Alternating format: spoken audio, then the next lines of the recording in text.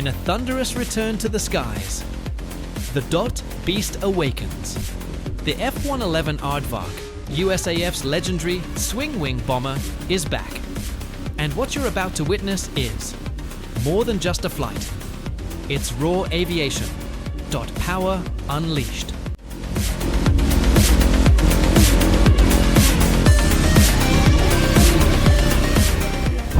Originally designed for both Air Force and Navy, the F-111 was a pioneer in dot variable geometry wing technology.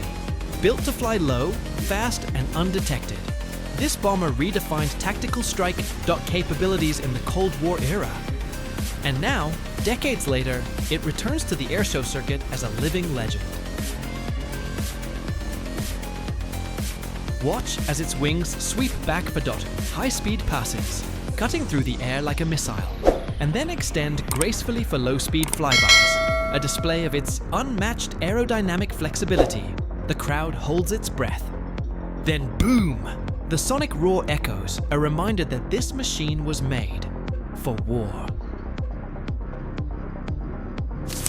Powered by twin Pratt & Whitney TF30 afterburning turbofan engines, the Aardvark achieves Mach 2.5 speeds and executes nap of the Earth strikes with deadly precision.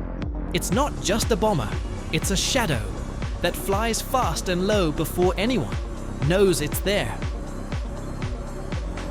The F-111 was retired, but never forgotten. Its legacy lives on in the hearts of dot aviators, historians, and every soul who has witnessed its thunder.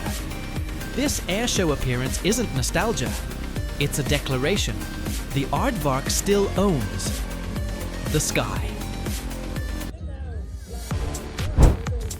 So what do you think? Is the F-111 for Aardvark still the king of low-level dot bombing runs? Comment below with your favorite dot moment.